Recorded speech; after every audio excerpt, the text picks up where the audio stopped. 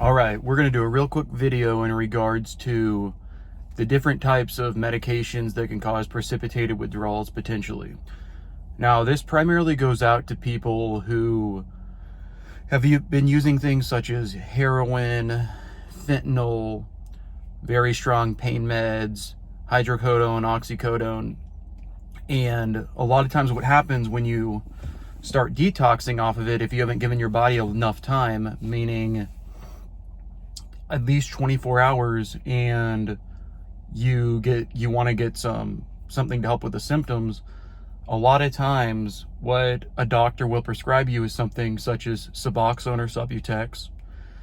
And what will happen is if you're given it too quickly, you'll develop precipitated withdrawals, which is in essence 20x as worse as flu-like symptoms.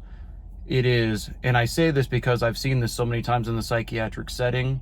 When a patient comes in, I'm doing their assessment, and you ask, when was the last time they used?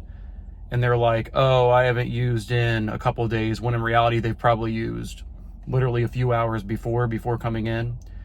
And what they'll do is, depending on whoever the doctor will be, they'll be like, okay, let's go ahead and start them. And if it's a new patient they haven't had before, okay, they'll give them a Suboxone. And what happens, unfortunately, a lot of times is they immediately go into precipitated withdrawals, because what's happening is when you've been taking something like heroin, once again, or, things even such as morphine, fentanyl, it has a full agonist effect on your brain, meaning it activates those mu receptors completely, what's giving you that rush, that euphoric feeling.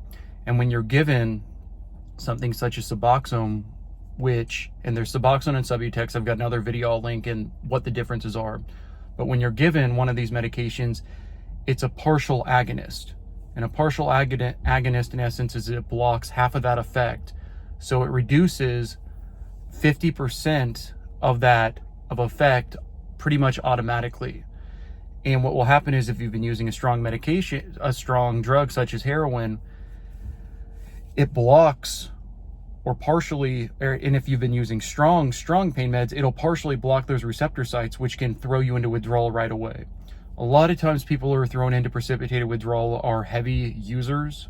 Not all the time though. It happens where there are sometimes people who have just been using pain meds for a long time and they need to get off them and they've been abusing them. But it's for somebody who has a true addiction to things that are full agonists, which is where you get the full effect from essentially when it's attaching to the receptor sites, affecting your state of mind and causing euphoria. So once again, hydrocodone, I'm not going to talk about methadone, hydrocodone, fentanyl, heroin, you name it. So those medications right there, which they have their place, but it's for people who are abusing them. Those are full agonists where you get the full effect from those drugs, the full high effect, highest chance of becoming addicted to them. The partial agonist, where you get half the effect, it can throw you into precipitated withdrawal, is Suboxone, Subutex, methadone, things like this. And then lastly, it's where it blocks the agonist effect altogether, is things such as Narcan. So what will happen is a lot of times, and this is where you can really run into the precipitated withdrawals the worst, is let's say somebody is overdosed within the last day, they were shooting up heroin, then from there they were narked, which a lot of times with as strong as the stuff is today, it won't even work, but they were narked. They immediately get thrown into precipitated withdrawals because it shuts down that response, which is a life-saving drug. And then let's say a friend narked them or whatnot, they didn't go in, and then they go into the psych hospital the next day, or they take something to relieve the symptoms such as Suboxone. That's not going to help with it right away. You have to let it get out of your system to where you can be thrown into a very bad state of precipitated withdrawal. And once again, precipitated withdrawal is nothing like when you read online is like, oh, just some flu-like symptoms. It is like that times 20. The deep body aches, you can't get out of bed, you're throwing up, vomiting, you have diarrhea. And I was reading online too, and I'll just tell you this from seeing it in the setting. It's like, oh, it lasts anywhere from like 6 to 12 hours. Okay, maybe the most acute settings, but it can last upwards of a day or two easy.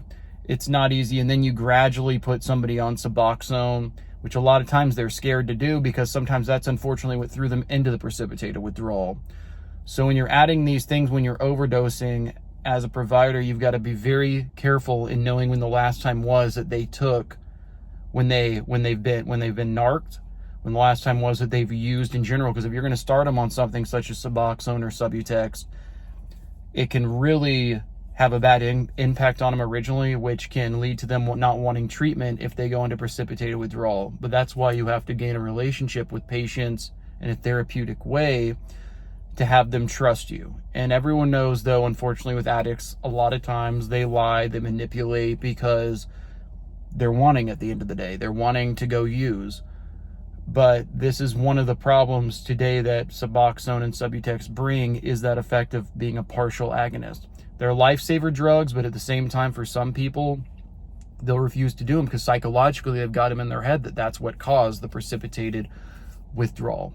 And then briefly, Subutex. What is Subutex? Subutex has buprenorphine in it, the ingredient that it's essentially that partially has the binds to the receptor site, which mimics the effects of something like heroin or whatnot. It's more of a controlled high per se, which I don't even like using that with it. And then there's also in the Subutex, there's naloxone in it, which essentially prevents the person from overdosing. And then there's buprenorphine by itself, Suboxone, which in general so there's Subutex first. Let me say that again. Subutex, my bad. Subutex which is just buprenorphine. Suboxone is buprenorphine plus naloxone. Sorry, I messed that up, but I'm not going to edit this. In essence, why Suboxone is a lot more popular, it's because it has why providers like using it more, because it adds an extra safety layer to it, to where with Suboxone you have, once again, you have in it the buprenorphine, but you also have the naloxone or the naloxone in it, which even further reduces the chance of overdosing. But at the same time, a lot of times why people don't like taking Suboxone at first is because it has the Narcan or naloxone effect with it as well, to where you can be thrown into precipitated withdrawal. That is your daily dose of mental health. Pray for everyone affected with the hurricanes. Love you all. We'll be putting out more videos soon.